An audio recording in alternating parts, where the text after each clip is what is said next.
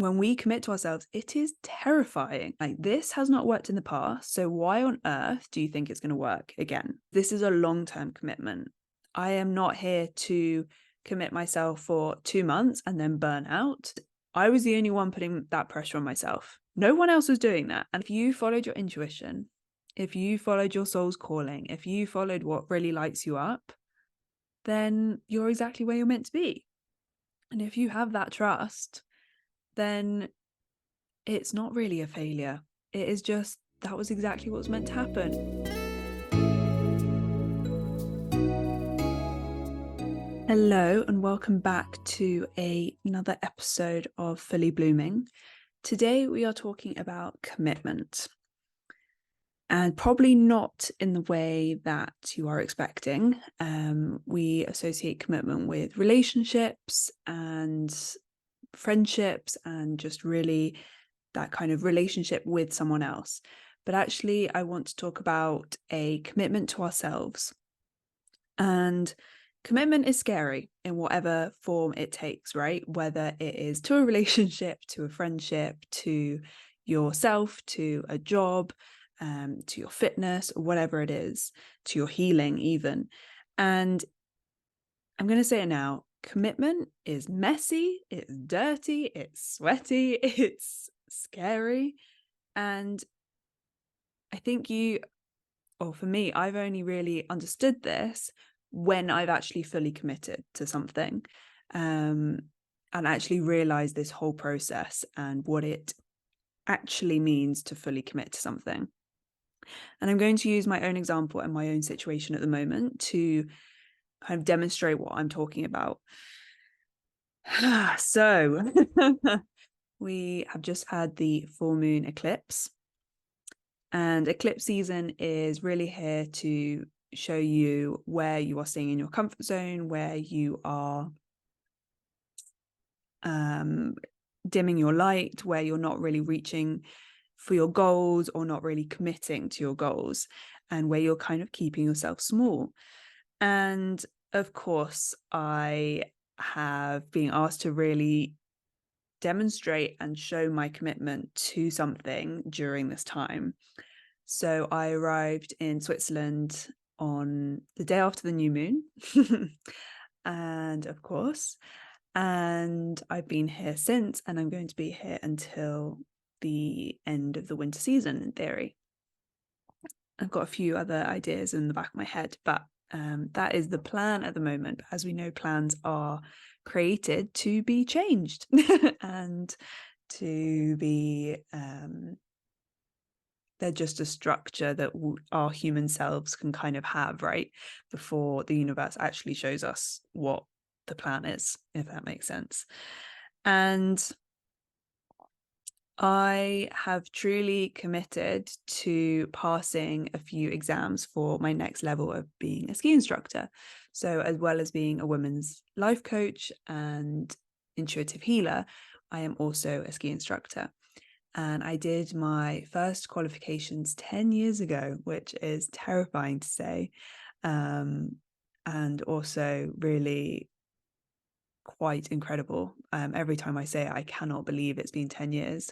And it's interesting because a lot of stuff has been, I think when you hit a marker like that, it brings up a lot of stuff. So it is also the 10-year anniversary of leaving school. So there was a school reunion for that. And it's just really interesting how I had a dinner with someone when I was still in Turkey, and they said it's whether you hit 20 or 30 or 40, each decade is so different. And it really has made me think about what the next 10 years are going to be like, and starting to think about that and get excited about it.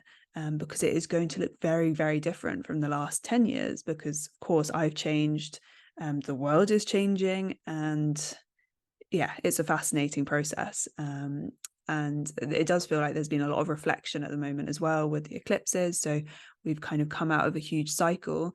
So that the full moon that was on the 29th of October, or 28th, I believe, 28th, it was Saturday night. I've lost track. I'll explain why in a minute, but I've lost track of the days and times. it was in the Taurus and Scorpio North and South nodes, and that cycle has actually ended. So we're going to move into new North and South nodes, and that cycle started on the new moon in November 2021.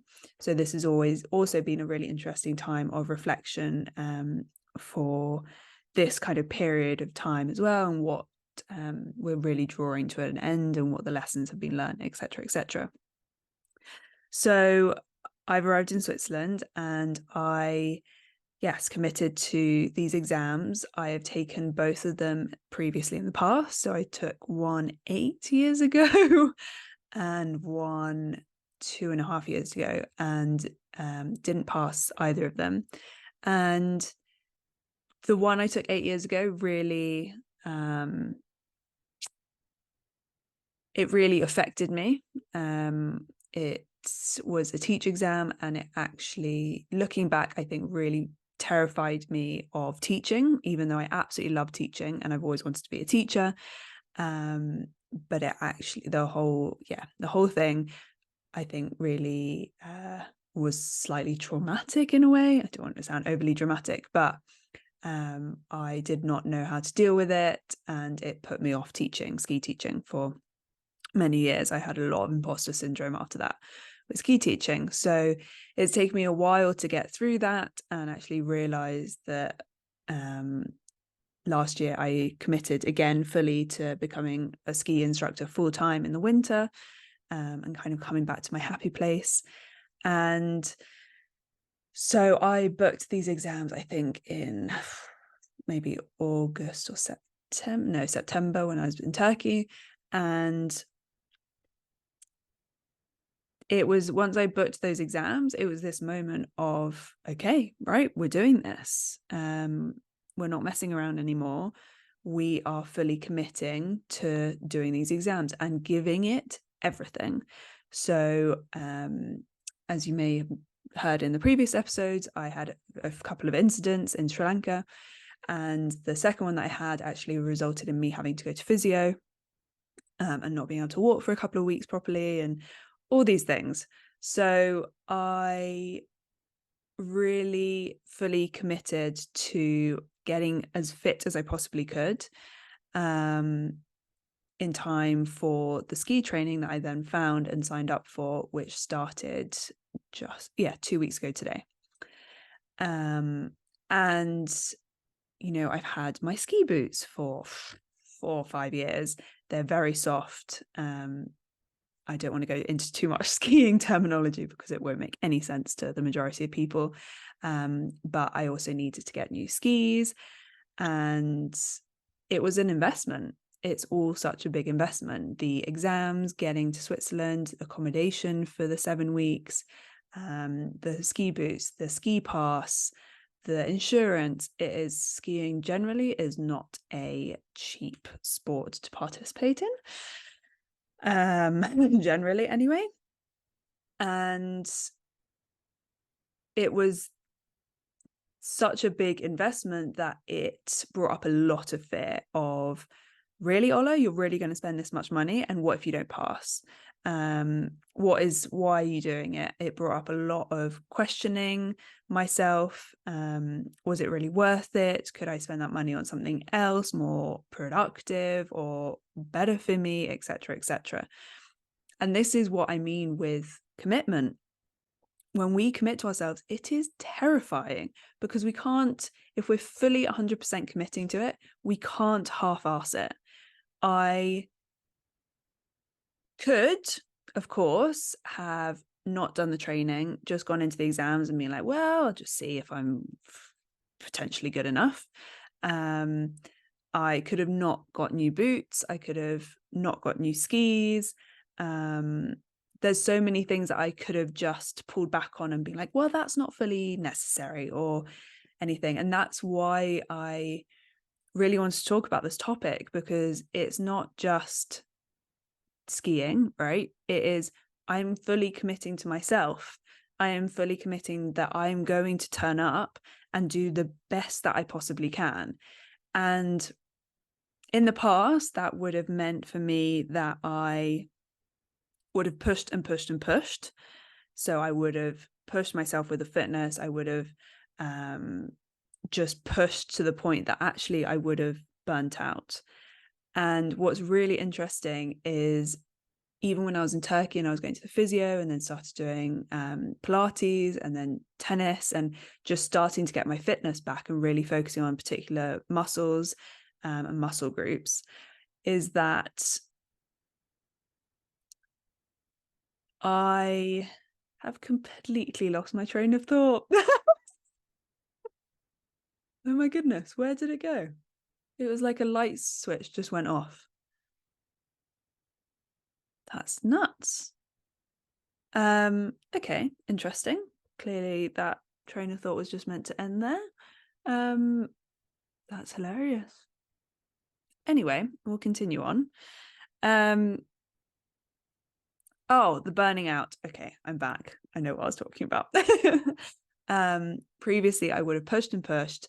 I would have, done extreme workouts every single day, probably doing HIIT and doing a run and going swimming and tennis and all of these things in one day, and just to get my fitness back. And I had a limited amount of time, so just trying to squeeze as much as I could in. And actually this time around I started to notice when I did start to do that, and also noticing and being like, this has not worked in the past, so why on earth do you think it's going to work again, right? And what I'm really grateful to myself for is that I've committed to living and breathing as much as I can my intuition and really following it and doing my best to do that. And by committing, the word commitment has actually shifted in my understanding of it, of my personal experience of it. Before, commitment, as I said, would have been like just push myself to the extreme limits. Now, commitment is not just commitment to a thing, so the end result is passing these exams. It is a commitment to myself that I am going to listen to my intuition and trust that it is going to get me to exactly where I'm meant to go.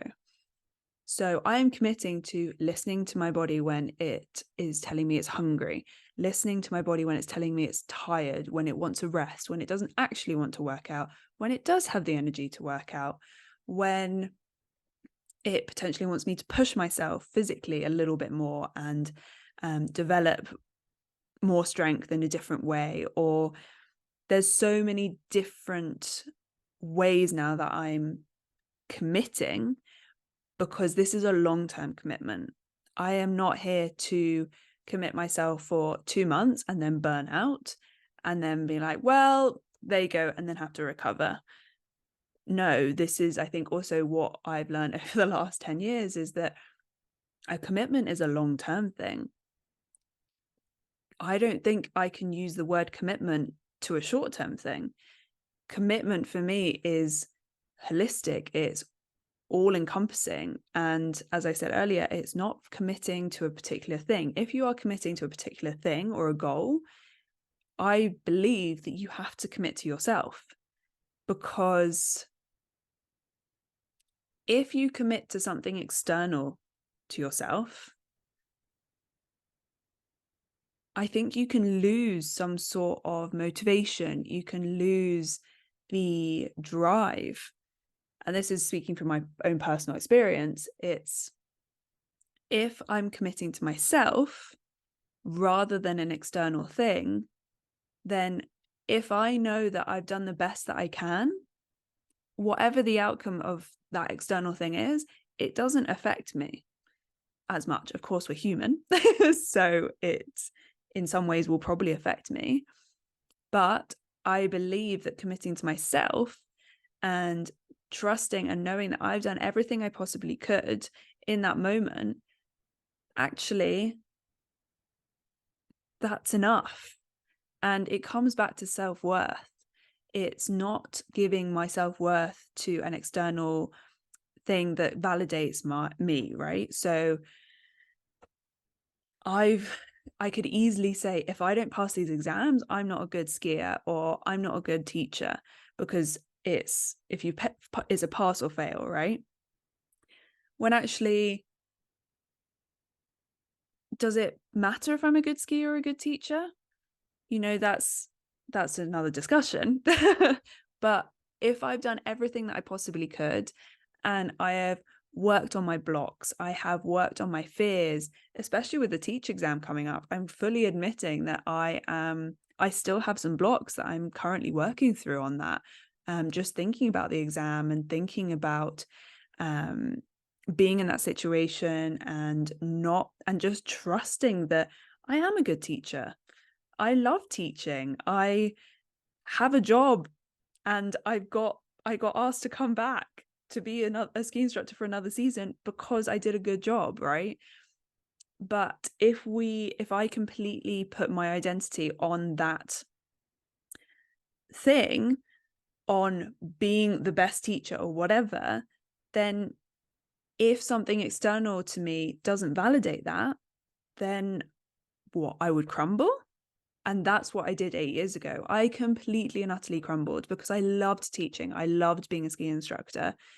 And someone told me, no, you haven't filled the criteria. You, didn't, I can't actually remember what the feedback was, but that completely and utterly broke me. I had no self-worth. I had no self-belief. And of course, looking back, great. Okay, great. I can now take that feedback on and be like, okay, next time I'm going to do this, this, this. And I was so broken because I allowed something external to me validate my self-worth. And that's why I think that commitment to ourselves, commitment to work on our own self-worth, commitment to be simply the best version of ourselves. For me, it's a commitment to follow my intuition. It's so linked with self-worth. And if I have no self-worth, I'm not going to follow my intuition, because your intuition makes no sense whatsoever. As I've said multiple times before, it is the thing that doesn't use the mind. It's usually illogical because we don't know the bigger picture, right? We don't know what the plan is for us, the universe, what plan, what plan the universe has for us. And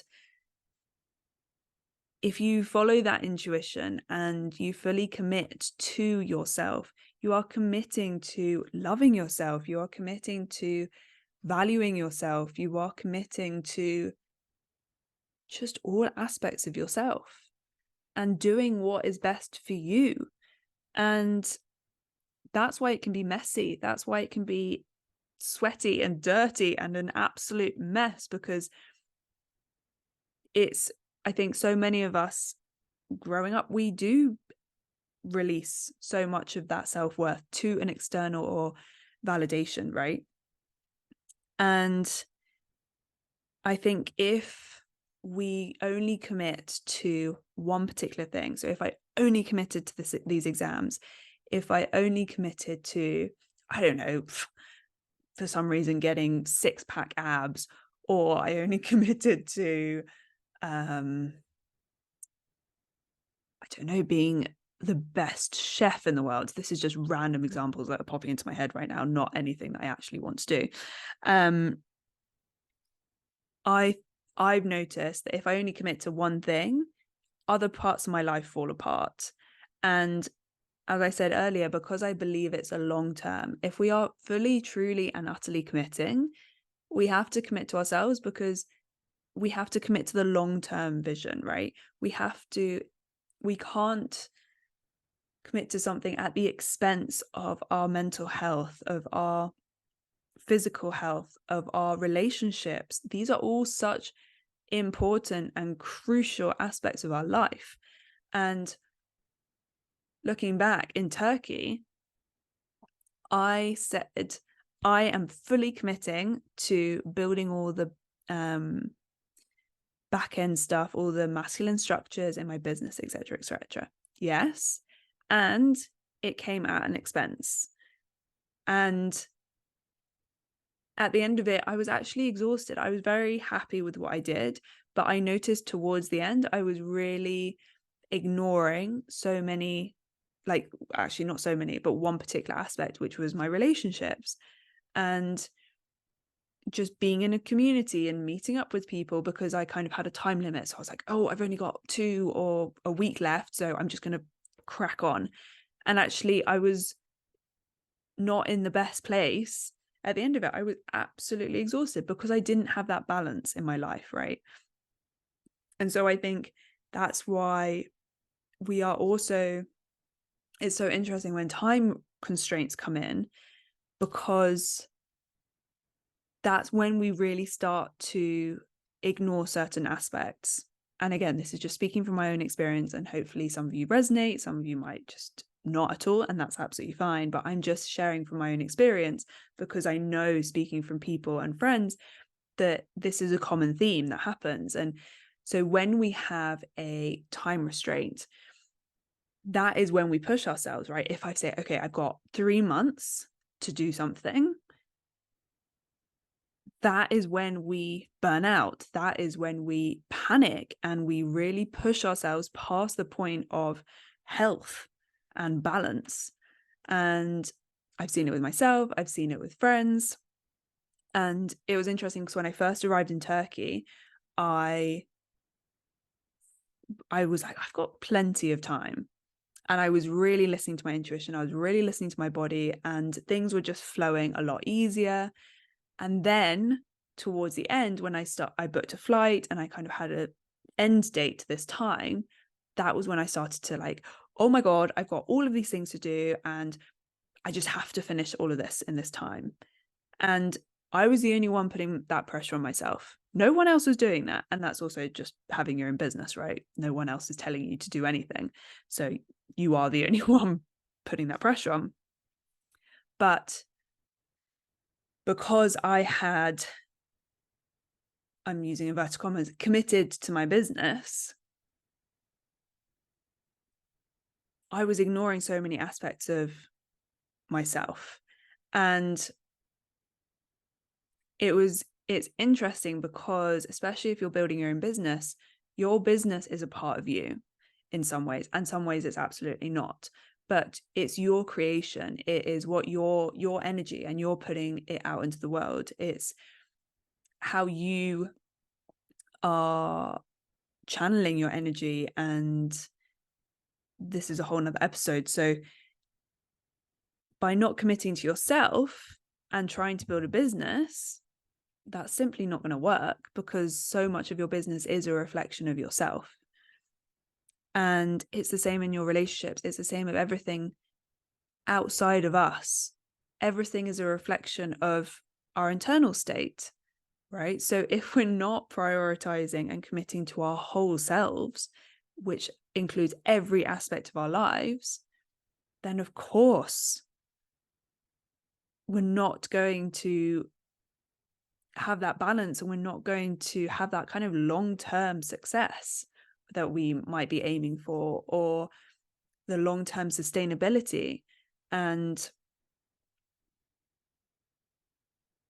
coming back to this self-worth point, it's,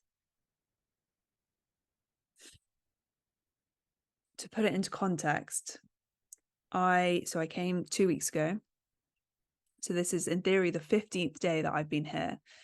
And in theory, I should have skied 11 days by now, because we would have weekends off. Instead, I have skied 3.5 days because the mountain's been shut for wind, for storms, for all sorts of things. And it's been really interesting to observe my reaction, because even a few months ago, no, not a few months ago, let's say a year ago or 2, I'm putting myself down, a couple of years ago, or even longer, because actually when I did the exam last time, I was quite proud of myself in that time.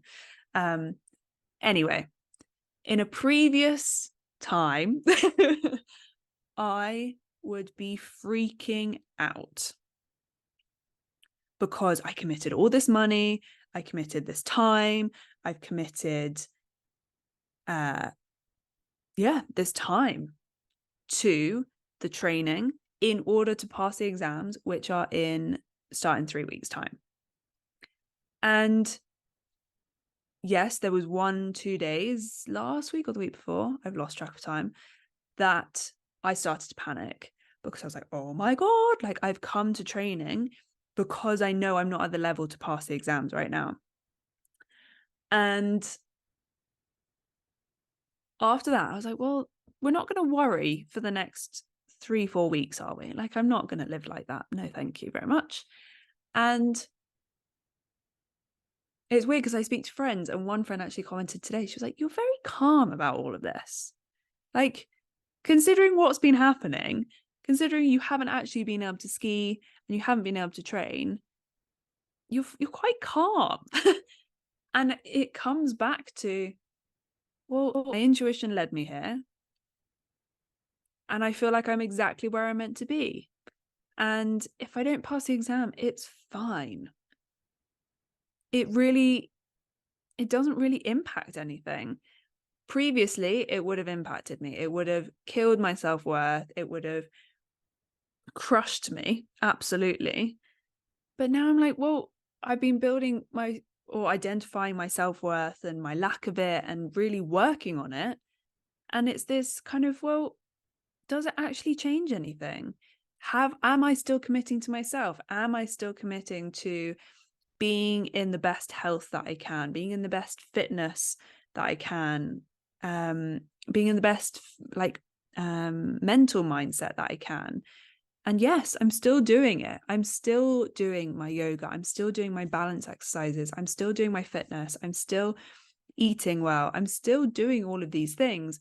But even though I could just be like, oh, fuck it. Like, well, I'm going to fail anyway. It's like, up until you do the exam or whatever it is, you have no idea, you know?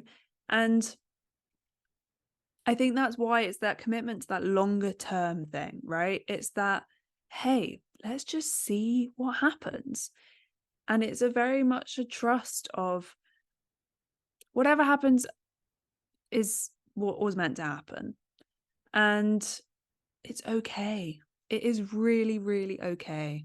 And I think that's why I just feel fine.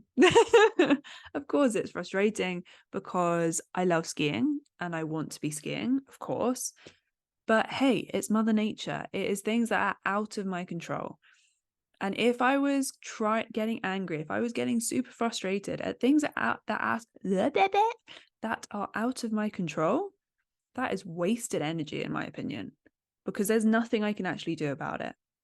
I've paid for the lift pass. I'm not going to get a refund on that. Of course, I can go through insurance, etc., etc. But what is the point in worrying about things that are completely out of your control? If I know that I've committed as much as I can and I am doing whatever I can, then that's all I can do, right? And that's enough. And it's that coming back to that self-worth, and self-worth is so tied with that I am statement of I am enough. I am doing enough. I am simply enough. And yes, commitment is scary. It is frustrating. Of course, there's been days where I'm like, oh, fuck it. Like, I just want to give up. But actually, because I'm thinking about the long term, because I'm not thinking simply about these exams, that's what's got me through. Because actually my general fitness, fantastic. That's great. I'm not doing something just for one particular thing, right? I'm so grateful to how much stronger I'm getting. I'm so grateful for my flexibility, for my mobility, etc., etc. This isn't a short-term thing. And yeah, I mean, it just is. It's nature. There's only so much I can do. And intuition led me here. So I'm meant to be here for a reason. I've already had so many absolutely beautiful experiences. And yeah, it's just, hey, like, let's still enjoy life. Let's still just power on through and continue to commit to ourselves fully, whatever shape or form that takes. And if you fully commit to yourself, failure isn't really a thing. I actually wrote down, like, when you fully commit to yourself, you almost have to be ready and kind of okay with failing. And of course, failure, it depends what your definition of it is and etc. But for me, I don't really believe in failure, or as we know it, because if you followed your intuition, if you followed your soul's calling, if you followed what really lights you up, then you're exactly where you're meant to be. And if you have that trust, then it's not really a failure. It is just, that was exactly what was meant to happen. And it's interesting, if you don't fully commit and you fail, then I think that's a different conversation. But if you've done everything that you physically can, and I wish I had told myself this 10 years ago when I was doing my A-levels, if I do everything I possibly can, or even if I don't do everything that I possibly can, because I have some blocks or I have whatever, it's all okay. It just keeps coming back to that I am enough. I am enough. And it is all okay. Everything will be okay. And that commitment to yourself and that commitment to just being yourself and following what lights you up and allowing yourself to be guided and not using your mind to figure everything out. I don't understand why I've been guided to somewhere that has been shut or this particular training or whatever, but I trust that it's all going to become clear. And again, as I was talking about at the very start, it's that reflection. In 10 years' time, I am 100% sure that I will be able to reflect back on this time and be like, oh, that's why I had to be there. That's why this had to happen that way. And I can look back at that exam 8 years ago that I failed. And I can look back at the exam that, failed. That's what they wrote. I can look back on the exam 2.5 years ago and be like, hey, actually, I can now be like, right, so I passed those particular elements of that exam. So I can feel a lot more confident about that now. So I know which elements to work on. And it's all in hindsight, right? I can look back and be like, okay, thank you so much for that lesson. Thank you so much for that opportunity to grow in that particular way. And that's why I think there was this 2 different sentences just came out on I saw a TED talk, and it was this professor who was talking about this and yet, or not yet, sorry. And she was saying that in schools, rather than saying pass or fail, teachers have been writing not yet. And the difference it has made in this pupils' resilience, in their achievements, rather than saying you're a failure, you did not pass this, they said you're not there yet. And it just opens up such a big, it's so much more expansive, even the words, right? And that's what I continuously say to myself. It was a great study to confirm kind of what I've been working on myself, is that I'm not there yet. And yet is such a powerful word. And just notice if you can use it in your own language and if you're in your own speech with other people, and notice when you might interrupt someone and say, hey, have you actually, rather than thinking about it this way, can you think about it that you're not there yet? And it just gives you, it feels like so much lighter and so much more expansive, right? So to round it up, commit to yourself. Commit fully to yourself. Commit to because then everything else is incorporated. That means that you're committed to your healing. You're committed to, obviously we're fully healed. We don't need to heal, etc., etc. That's, I think I mentioned that in another podcast, but you kind of know what I mean. Your self-exploration journey. If you commit to yourself, you are committing to your relationships, your friendships, your work, your fitness, whatever it is. And for me, it's just given me such a degree of calm, knowing that I'm committing to myself and my future self as well, and my present self.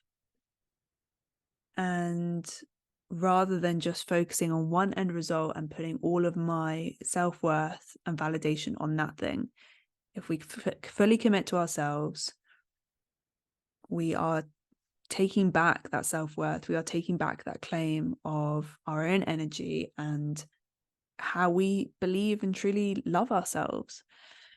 So on that note, I will wrap up, and who knows if I'm going to ski tomorrow. I have no idea. I have no idea. But taking each day as it comes, and there's not much more I can do. So yeah, sending you all so much love. And thank you so much for listening. And if you are interested in diving a little bit deeper into your own kind of self-exploration, but don't really know where to start, I am launching the Fully Blooming membership space. I'm calling it the Exploration Space, and it's space, and it's fully guided by you. So I am setting and providing 3 elements to it every single month. This is a paid subscription. And the things that I'm going to talk about, the things that I'm going to share and help you with and support you with are fully guided by you. So what are you moving through right now? What do you want to explore? What, maybe it's the topic of self-worth and external validation, right? Maybe it's that. But it's a collective environment for everyone to kind of realize that we're all moving through the same thing. And it's something that I wish that I had when I was starting my kind of self-discovery journey myself, and just realizing that you're not on your own. And it can be hard sometimes, this healing, discovery, self-inquiry journey. And just having someone by you who's got your back, it makes a world of difference. And it actually speeds up the process, because rather than keeping it all internally, if you just said out loud, if you shared it with someone, if you just expressed it and felt that you were held in that space and seen and heard, it shifts everything. And it can be incredibly healing. So if you're interested in that, the link is in the description below. And I'm really excited to hold and share this space with you as the world does shift, and we are all, as a collective, as a world community, moving through a lot of different things at the moment. So I am here to hold and share and support that space. And yeah, excited to see how we can all step into our light and what really and truly brings us joy and lights us up, because there is a lot of darkness in the world at the moment. And so we need to shine even brighter and really step into our love and joy and gratitude, those higher frequency energies, rather than being sucked down into those darker, heavier, lower energies and frequencies. So thank you so much for being here again, and I hope to see you in that exploration space. And I'm sending you all so much love, and yeah, have an absolutely incredible, beautiful day.